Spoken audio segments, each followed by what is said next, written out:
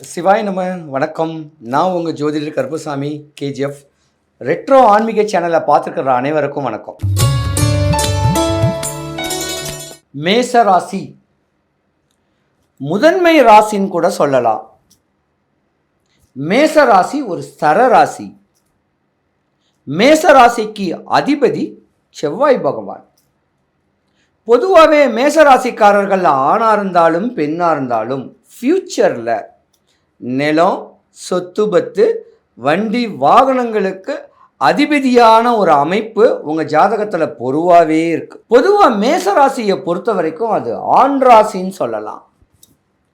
மேசராசி பெண்களாக பிறந்தாலும் ஆணின் தன்மையில் இருக்கக்கூடிய தன்மை தான் இருக்கும்.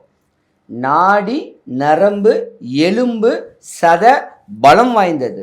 சொல்லுவாங்க பாருங்க, கல்லு மண்ணு சுமந்தாது குடும்பத்தை காப்பாற்றுவான்னு சொல்லுவாங்கள்ல, அதுக்கு தன்மையான செவ்வாய் அதிபதியாக இருக்கக்கூடிய முருகனுடைய அவதாரத்தில் பிறந்தது தான் நீங்கள். மேசராசக்காரர்களுடைய ஆண்கள் பார்த்தீங்கன்னா ஒரு தெய்வ கடாட்சியம் உடையக்கூடிய தன்மை ஒரு 20 வயசுக்கு மேலே தான் வரும்.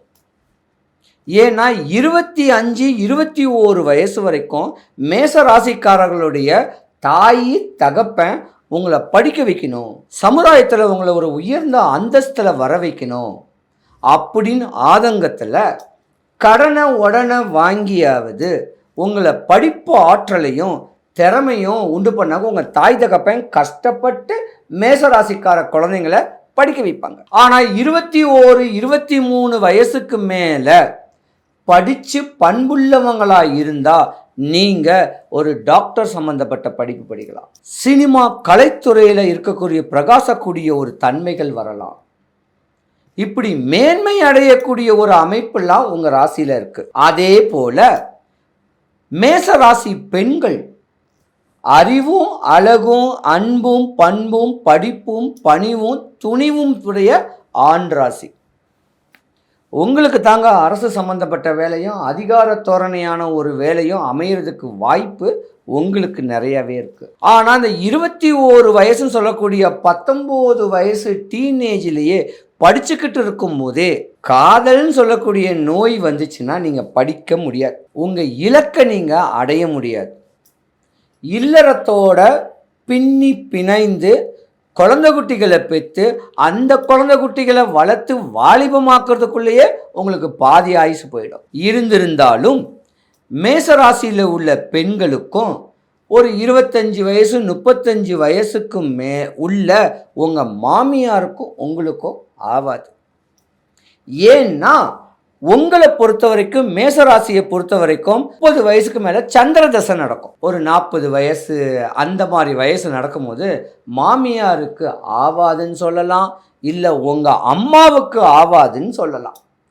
தாய்க்கோ மாமியாருக்கோ இடையூறுகள் வரலாம், இல்லை துர்மரணமும் ஏற்படலாம். மேசராசிக்கார பெண்களாக இருந்தாலும் ஆண்களாக இருந்தாலும். அதுக்கு அப்புறம் செவ்வாய் பலமாக இருக்கிறனால ஒரு 40 வயசுக்கு மேலே நிலம் வாங்குறது, கார் வாங்குறது, சொத்து சுகம் வாங்குறது, இப்படி நிறைய சம்பாதிக்கக்கூடிய தன்மை உங்கள் ஜாதகத்தில் பலமாகவே இருக்கும். ஒரு 45 வயசில் 45 வயசுலேருந்து 55 வயசுக்குள்ள மேசராசிக்காரர்களுக்கு ராகுன்னு ஒரு கிரகம் வரும், உங்கள் ஜாதகத்தில் வரும். அந்த ராகு கேட்கக்கூடிய திசை வரும்போது உங்கள் உடலுடைய ஆரோக்கியம் குறையும். அந்த மாதிரியான ஒரு தருணத்தில் நீங்கள் உங்கள் முன்னோர் வழிபாடை பண்ணணும். உங்கள் குலதெய்வத்தை அடிக்கடி நீங்கள் போகணும். இப்படி முறையான வழிபாடுகளில் உங்கள் முன்னோரை நினைக்கணும், உங்கள் குலதெய்வத்தை நினைக்கணும். நினச்சி இருந்தீங்கன்னா மேசராசிக்கார உள்ள ஆண்களுக்கும் பெண்களுக்கும் தலைமுடி கூட கொட்டாது. ஆனால் இந்த இடப்பட்ட மாதங்கள்னு சொல்லக்கூடியவது ஒரு 35லேருந்து ஒரு 40 வயசு, ஒரு 40லேருந்து 45 வயசுன்னு வச்சுக்கோமே. உங்கள் பிள்ளைங்களுடைய கல்விக்கோ உங்கள் பிள்ளைங்களுடைய சுபகாரியத்துக்கோ நீங்கள் பணத்தை விரயம் பண்ணுவீங்க. ஏன்னா சனி பகவான் உங்கள் ஜாதகத்தில் விரய சனியாக இருக்கார். உங்கள் ஜாதகத்தில் 12ஆம் இடத்துல இந்த ராகு பகவான் 11ஆவது வீட்டுக்கு போயிட்டார். உங்கள் ஜாதகத்தில் இந்த 2ஆம் இடத்துல இந்த குரு பகவான் 3ஆவது வீட்டுக்கு போயிட்டார். ஆக மொத்தம் இந்த வருஷம் இனிமே தான் உங்களுக்கு யோகம். ஏன்னா மேசராசிக்காரங்க அரசியல்ல பிரவேசிக்குன்னு சொல்லக்கூடிய ஆசைகள் வரதுக்கு வாய்ப்பு இருக்கு. மேசராசி பெண்கள் உங்களுடைய ஆரோக்கியத்தை நீங்க பாருங்க. உழைச்சி குடும்பத்துக்காக ஓடி அமைப்பு கொடுத்த தன்மை நீங்க. மேசராசி பெண்களும் ஏமாறுவீங்க. யாருக்காவது நகையை கொடுத்து ஏமாறலாம், இல்லை ஏதோ ஒரு மண்ணுனால ஏமாறலாம், இல்லை நகைனால ஏமாறலாம். உங்களுக்கு விரயம் ஒரு 5லிருந்து பொதுவாகவே லட்சக்கணக்கில் உங்களுக்கு விரயம் நடந்திருக்கும். 2025 ஏப்ரல் மாதத்துக்கு முன்ன உயிரே போயிட்டு வரக்கூடிய தன்மை இருந்திருக்கும். உயிர் போனால் அது விரயம், ஆனால் பொருள் விரயம் உங்களுக்கு ஆகும். மேசராசியை பொறுத்த வரைக்கும் இனி வரும் காலங்களில் உங்கள் வாழ்க்கை யோகம் அடையக்கூடிய தன்மை உண்டு. மேசராசிக்காரர்கள் ஆணாக இருந்தாலும் பெண்ணாக இருந்தாலும் 45 வயசுலேருந்து 50 வயசு வரைக்கும் உங்கள் ஆரோக்கியத்தை நீங்கள் பார்த்தே தீரணும். நோயும் கேட்குறது, சுகரும் கேட்குறது எல்லாருக்கும் வரக்கூடிய சகஜ நோய், கொரோனா மாதிரி. அதுக்கெல்லாம் பயப்படாதீங்க. ஹெல்த்தியான ஃபுட்டு, தன்னுடைய உடம்புக்கு தேவையற்ற ஹார்ட் ஒர்க்கில் தேவையான கொஞ்சம் ஹார்ட் ஒர்க்கு, சும்மா சாதாரண ஒரு எக்ஸசைஸ், ஒரு மனநிறைவான ஒரு மெடிடேஷன்ஸ், இப்படி தெளிவாக பண்ணிக்கிட்டு வந்தீங்கன்னா இந்த மாதத்துக்கு மேலே உங்களுக்கு யோகம்தான். நீங்கள் அடிக்கடி ஜோசியம் பார்க்கணுன்னு அவசியம் கிடையாது, அடிக்கடி ஹாஸ்பிட்டலுக்கு போகணுன்னு அவசியம் கிடையாது, அடிக்கடி கோர்ட்டு கேஸுன்னு அலைய கிடையாது. விரயம் பயப்பட வேண்டாம். உங்களுடைய தெளிவான அமைப்புக்கு மட்டும் விரயம் கொடுங்க. அடுத்தவனுக்கோ அண்ணன் தம்பியோ அங்காளி பங்காளி யாருக்கும் ஜாமீன் போட்டிங்கனாலும் உங்களுக்கு நஷ்டமாகி நீங்கள் தான் அதுக்கு பணத்தை கொடுக்கணும். இதுதான் விரயம். முடிஞ்ச அளவுக்கு உங்கள் ஹெல்த்தை பார்க்குறது ரொம்ப நல்லது.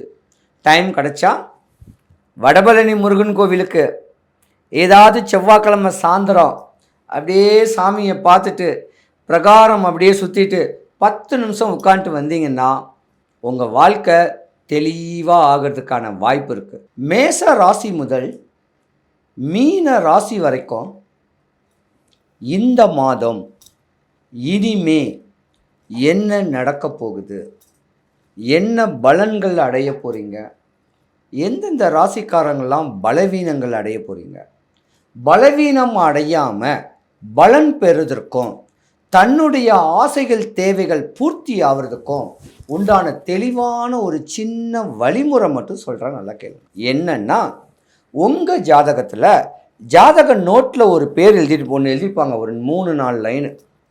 ஜனனி ஜென்ம சௌக்கியானும் வர்த்தினி குல சம்பதாம் பதவி பூர்ண லிஞ்ஞானாம் ஜென்ம பத்திரிகா அப்படின்னு எழுதி தான் உங்கள் ஜாதகத்தையே கட்டத்தையும் போடுவாங்க, உங்களுடைய தலையெழுத்தையும் எழுதக்கூடிய தன்மை உண்டு. அந்த இதுக்கு என்ன மீனிங்னா, முற்பிறவியில் செஞ்ச சாப பாவ பலனையில் இப்பிறவியில் அனுபவிக்க நீ பிறந்திருக்க, இதுதான் அர்த்தம். இதிலே உங்கள் தலையெழுத்து முடிஞ்சு போச்சு. தன்னுடைய அப்பாவுடைய அப்பா செஞ்ச சாப பாவ பலனை அனுபவிக்க நம்ம பிறந்திருக்கோம் கேட்குறது தான் அர்த்தம். அதனால ஜாதகரை பொறுத்த வரைக்கும் ஒருத்தங்களும் குழந்தை முதல் பெரியவங்க வரைக்கும் தன்னுடைய அப்பாவுடைய அப்பா இருக்காருன்னா அவருக்கு உண்டான வழிமுறைகள், அவருக்கு என்னென்ன பணிவிடைகள் செய்யணுமோ அந்த பணிவிடைகளை செய்யணும். ஒருவேளை உங்கள் அப்பாவுடைய அப்பா இறந்துட்டாருன்னா அவருக்கு உண்டான திதிகளும் அவருக்கு உண்டான சாந்திகளையும் முறையாக கொண்டு போயிட்டு வந்தீங்கன்னா உங்கள் ஜாதகம் உச்சத்தில் இருக்கும். அதுதான் பூர்வ ஜென்ம புண்ணியஸ்தானம். அந்த பூர்வ ஜென்ம புண்ணியஸ்தானத்தை நம்ம தெளிவான அமைப்பில் இருந்தாவே குலதெய்வமும் நம்மளுக்கு சாதகமாயிரும், நம்ம முன்னோர் சாதகமும் வரும். அதுதான் முன்னோர் சொத்துகள். தாத்தா சொத்து பேரனுக்கு பேத்திக்கு தான். அந்த மாதிரியான தன்மை வரனால முன்னோரை நினச்சி நம்ம தெளிவான அமைப்பில் இருக்கணும். இயற்கையே அன்னை, இயற்கையை வணங்கணும். கடல், காடு, மலை, நிலம் இவங்களெலாம் நம்ம வணங்கணும். ஜீவ ராசி கொடிகளை வணங்கணும். மூலிகை செடிகளெல்லாம் நினைக்கணும். இப்படி இதுங்களோட தெளிவாக ஒன்றுடந்து வாழ்ந்துக்கிட்டு வந்தோன்னா நம்ம ஆயுசு பொதுவாகவே ஜாதக ரீதியாக 120 வயசு. ஆனால் இன்னைக்கு 75 வயசு 3 மாதம் 13 நாள் நீ உயிரோடு இருந்துட்டாலே சொர்க்கந்தான். ஆனால் இன்றைக்கி இருக்கிற நிலைமைக்கு அப்படி இல்லையே. ஏன்னா வெறி, பணம், ஆசை, இதெல்லாம் வெறிக்காக, பணத்தோடைய தேவைகள் அதிகமாக இருக்காக இன்றைக்கி நம்ம காசை தேடி ஓடிக்கிட்டு இருக்கோம். அதனால் தெளிவான அமைப்பில் இயற்கையை வணங்கணும். எவ்ரி மார்னிங் 6 to 7 உதிக்கிற சூரிய உதயத்தை நம்ம தலைமையில் உடம்பு மேலே வாங்கிட்டோன்னா நோய் கிடையாது, கஷ்டம் கிடையாது. எல்லாரும் வாழ்க்கையை ரசித்து ருசித்து சந்தோஷமாக வாழணும். சிவாய நம.